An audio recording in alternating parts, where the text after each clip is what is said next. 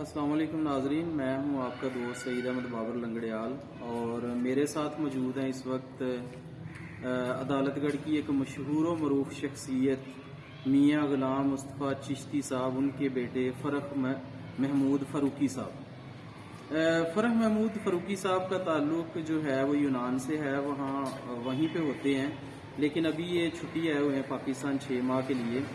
تو میں بھی قبرستان میں اپنے والدین کی قبروں پہ دعا کے لیے آیا تھا، جمعے کا دن ہے، تو ان کو بھی میں نے دیکھا کہ یہ بھی اپنے والد صاحب کی اور والدہ کی قبر پہ دعا کر رہے تھے۔ ان سے ملاقات ہوئی، اور چونکہ آپ کو پتہ ہے قبرستان میں مٹی ڈالنے کا کام جو ہے وہ جاری ہے، تو گورکن کے ساتھ جب ہم قبروں کا وزٹ کر رہے تھے تو میں نے دیکھا ان کے والد صاحب کی قبر پہ وہ ٹائلیں وغیرہ لگی ہوئی ہیں۔ تو میں نے گورکن سے پوچھا یہ کن کی قبر ہے، تو انہوں نے بتایا جی میاں غلام مصطفیٰ چشتی صاحب کی ہے۔ تو میں نے کہا ان کی فیملی سے آپ کی بات ہوئی ہے؟ اتنی دیر میں میری ان سے ملاقات ہو گئی، تو میں نے ان سے پوچھا کہ آپ ان کے بیٹے ہیں، کیونکہ ہم مٹی ڈال رہے ہیں، تو اگر وہ ٹائل وغیرہ توڑ دیں یا اس کو اسی کے اوپر مٹی ڈالیں یا اس کو گرا دیں تو کوئی حرج تو نہیں ہے۔ یہ ناظرین پڑھا لکھا اور باشعور پاکستان ہے جس کی ہمیں ضرورت ہے۔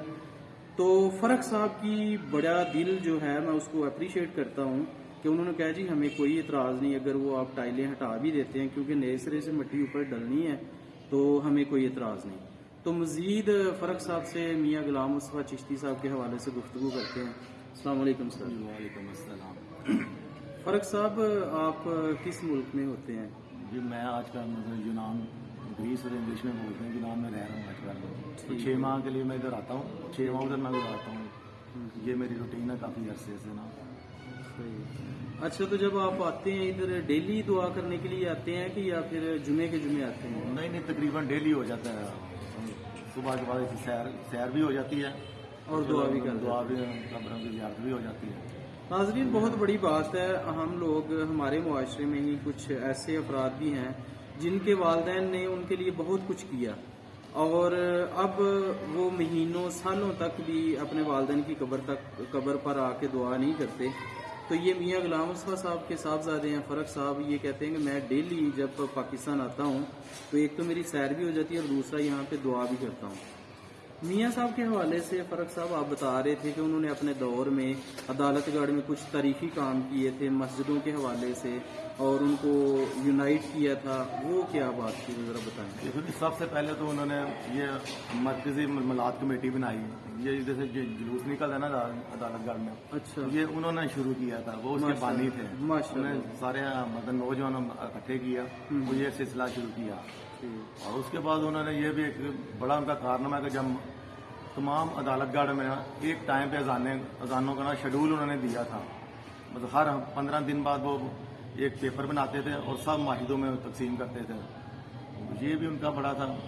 یہ ناظرین مجھے بہت اچھی بات لگی کہ وہ اپنے دور میں جتنی بھی نئے عدالت گڑھ میں مسجدیں تھیں ان کو جب ٹائم، آپ کو پتہ گرمیوں اور سردیوں میں ٹائم چینج ہوتا رہتا ہے ہر 15-20 دن کے بعد، تو جب بھی ٹائم چینج ہوتا تھا وہ ایک پیپر لکھ کے تو ساری مسجدوں میں دیتے تھے، اور جب اذان ہوتی تھی تو وہ ایک ٹائم ہی ہوتی تھی۔ یہ بہت اچھی بات مجھے لگی ہے ان کی۔ اور اس کے علاوہ آپ نے بتایا کہ اس دور میں جب انہوں نے میٹرک کیا تھا تو بہت کم لوگ پڑھے لکھے تھے، کب انہوں نے کیا تھا میٹرک؟ انہوں نے نا 1947 میں میٹرک کیا تھا، سب اس وقت پاکستان بن رہا تھا، تو وہ آپ کہہ رہے تھے میں پیپر دینے جا رہا تھا، تو اس دور میں صرف 3 کہہ رہے تھے والد صاحب نے کہ 3 مسلمان تھے جنہوں نے پوری اس وقت گوجروں ڈویژن تھی، 3 بندوں مسلمانوں نے میٹر کیا تھا 1947 جی ناظرین یہ بات بہت تاریخی ہے کہ 1947 میں سیالکوٹ میں گجرانوالہ میں 3 بندوں نے میٹرک کیا تھا، اور ان 3 مسلمانوں نے، تو 3 مسلمانوں میں سے ایک ہمارے عدالت گڑھ کے ماشاءاللہ جو فرد ہیں وہ شامل تھے، کہ ایک شخصیت جنہوں نے 1947 میں میٹرک کیا، ایک پڑھی لکھی شخصیت، اور بھی انہوں نے میلاد کی کمیٹی کی بھی بنیاد رکھی۔ اور اس حوالے سے آپ جو ہے یونان میں اب الکرم فاؤنڈیشن کے حوالے سے کچھ بتا رہے تھے، وہ بھی ناظرین کو بتائیں جو آپ بالکل جی۔ پہلے تو تقریباً آج سے 10 سال پہلے نا ضیاء الملک فاؤنڈیشن کا قیام ہوا، اس کا میں جنرل سیکرٹری تھا، اور اب الکرم فرینڈ بنی ہے، اور پورے یونان کا میں کنوینئر انہوں نے پیر صاحب نے مجھے مقرر کیا ہوا ہے۔ تو بعد 7-8 مرکز ہم نے بنائے ہوئے ہیں، वो वो चल रहे हैं। मस्जिदों की इजाज़त नहीं है हमें वहाँ पे बनाने की, लेकिन एक बड़ा सा हॉल लेके ना उसको एक लाइब्रेरी का नाम दे के हम ये दीन की खिदमत बस कर रहे हैं। तो अल्लाह कबूल फरमाए। नाज़रीन, मैं साउथ अफ्रीका से आया हूँ और मुझे ये सुन के बड़ा मैं शौक हुआ कि यूनान के अंदर मस्जिद बनाने की इजाज़त नहीं है। वो कहते हैं कि मुझे वहाँ पे जिम्मेदारी दी गई है और वहाँ पे बड़े बड़े हॉल हमने लिए हुए हैं रेंट पे, और उनके अंदर हम नमाज भी पढ़ते हैं और हम दीन की खिदमत भी कर रहे हैं। तो ये एक तरीकी बात भी है कि इस हवाले से आपके नॉलेज में भी इजाफा हो गया, मेरे भी, कि यूनान एक ऐसा मुल्क है जहाँ पे मस्जिद बनाने की इजाज़त नहीं है। अच्छा, यूनान की जो हुकूमत है वो क्रिश्चियंस की है, जूस की है, कौन उसका? क्रिश्चियन है वो। पूरी दुनिया में तकरीबन कैथोलिक है और वो आर्थोडॉक्स है उनका ना। वो बड़े सख्त किस्म के लोग हैं, वो पसंद नहीं करते हैं ना मुसलमानों को ज़्यादा। अच्छा, तो इस वजह से उन्होंने जो पहली भी मस्जिदें बनी थी उन्होंने सब सील कर दी हुई हैं। अच्छा, जो पहले तुर्की की हुकूमत थी उसमें तो है 3-4 पुरानी मस्जिदें जो अभी भी उनके आसार हैं, उन्होंने सील की हुई है। अब रिसेंटली उन्होंने एक सऊदी अरब और कुछ लोगों के कहने पर एक मस्जिद बनाई है जो सरकारी तौर पे बस एक ही अभी बनी है।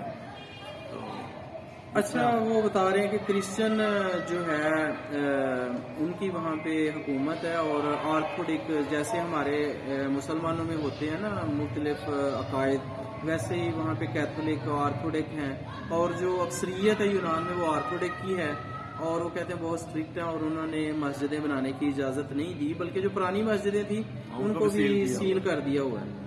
तो नाजरीन, ज़्यादा लंबा इंटरव्यू हम नहीं करना चाहेंगे। और अच्छा, आप मुझे फर्क साहब ये बताएं, जो कब्रिस्तान में ये मिट्टी डाली जा रही है, आपका इसके बारे में पॉइंट ऑफ व्यू क्या है कि आप क्या समझते हैं, ये एक अच्छा काम हो रहा है या इसके बारे में आप क्या अपनी राय देना चाहते हैं, आपके क्या व्यूज़ हैं? नहीं, ये तो बहुत ही अच्छा काम है ना। तो ये तो काफ़ी अरसे से हम लोग कह रहे थे कि यार इनको ऊंचा होना चाहिए, क्योंकि सारा इधर अब तो नाली को पानी अंदर आने लग गया था।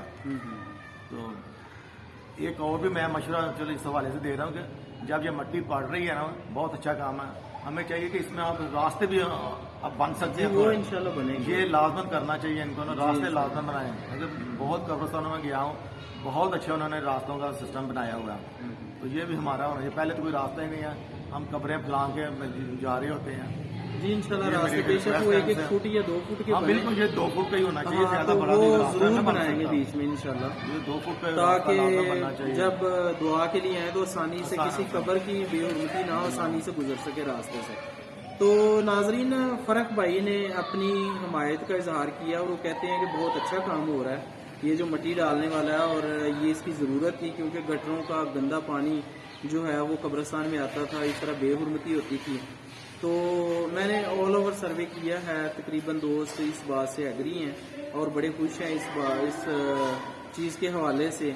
और अगर कुछ हमारे दोस्त इस चीज़ को नापसंद भी नहीं करते तो वो उनका बड़ा ज़र्फ है कि वो बड़े प्यार से बात करते हैं और इस तरह की मुखालफत नहीं करते कि हमारे अदालतगढ़ की जो यूनिटी, जो इत्तेहाद है, उस पर आँच आए। तो उनके अपने व्यूज़ हैं, लेकिन हमारा मुतफिका फैसला हुआ था पुराने अदालतगढ़ में, पंचायत हुई थी, वहाँ पे भी यही राय दी गई थी कि कब्रिस्तान में मिट्टी डालनी चाहिए। तो फ़र्क साहब, आपके कीमती टाइम का बहुत शुक्रिया। आप एक अजीम बाप के बेटे हैं, उन्होंने अदालतगढ़ के लिए बहुत कुछ किया। हमारी दुआएं हैं कि अल्लाह पाक उनकी आखिरत की मंजिलें भी आसान करें। बिल्कुल जी, आपका भी बड़ा शुक्रिया जी। सईद अहमद बाबर लंगड़ियाल को इजाज़त दें। ओके जी, अल्लाह हाफ़िज़।